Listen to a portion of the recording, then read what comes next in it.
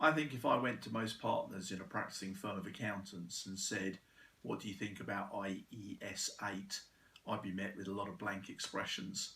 To give it its full title, International Educational Standard 8, Professional Competence for Engagement Partners responsible for audits of financial statements, is what we're talking about. These international educational standards have been around for a while, and they're adopted by the International Federation of Accountants, to which the Institute of Chartered Accountants is a member. Therefore, the international educational standards apply to all members of the Institute of Chartered Accountants. International Educational Standard 8 has been revised, and they've produced a learnings outcome guide to the CPD that's required to be held by audit engagement partners. Effectively, what IES 8 does is it applies the principles of International Educational Standard 7 specifically to those people who hold responsible individual status within a firm of accountants. It would also apply to anybody holding a senior position within an audit team, such as a manager. So the big question, I guess, is what difference does IES 8 make to the way you plan your CPD, or indeed the process that you go through for your CPD in practice? The Institute's response to the revision to IES 8 was that firms are already guided to follow the Reflect, Act, Impact process when planning their CPD. And their view is that as long as you follow the Reflect, Act, Impact process, then IES 8 has little impact on the way that professionals should plan their CPD.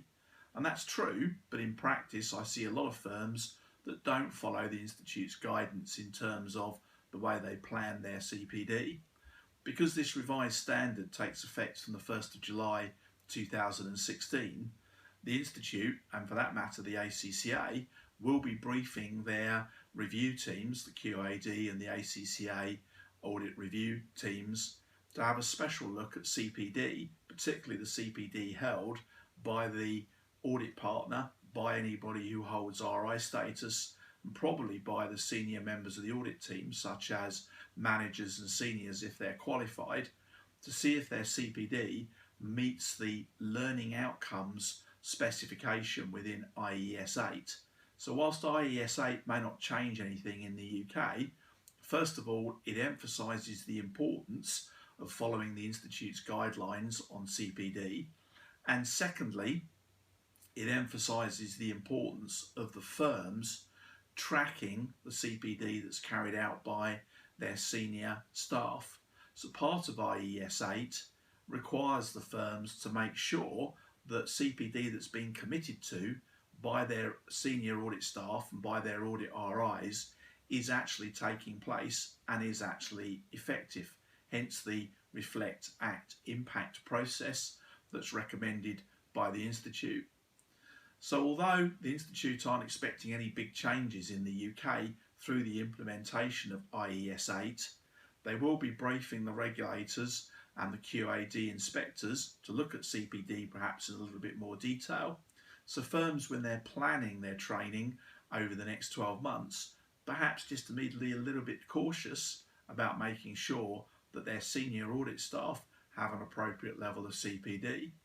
For a lot of firms as well, if you're about to apply for responsible individual status for an individual, the Institute will be changing their application form and requiring individuals to give more information about the practical experience that they have in dealing with audits, and linking that practical experience in to the learning outcomes that are specified in IES 8. So there will be some changes to the forms, and some of the smaller firms where they have fewer audits may find it difficult to get RI status for some of their newly qualified or up and coming staff if they can't demonstrate that their audits deliver the right learning outcome when compared to the requirements of IES 8. If you're interested in what the learning outcomes are, then there's something called Table A, which is part of IES 8, and that specifies what the learning outcomes should be for an audit partner and for anybody with RI status. And IES 8 can be found by Googling IES 8, and it'll come up as part of the IFAC set, you can download the standard for free. So just to summarise, the important thing for firms is, one, to make sure they do follow the Institute's guidelines on CPD, so go through the reflect, act, impact process. Two, all firms as part of their quality control processes need to have some review or follow up on CPD to make sure that the relevant staff are actually attending the courses or doing the reading that they've committed to. And three, they should just review what CPD people are doing against Table A within IES 8. Do all of those things and you'll have no problems at all. There will be a longer article on IES 8 on our website. That should be posted in the next week or so. Or you can simply Google IES 8 and you'll come up with the International Federation of Accountants website, and the standard is available as a free PDF file download.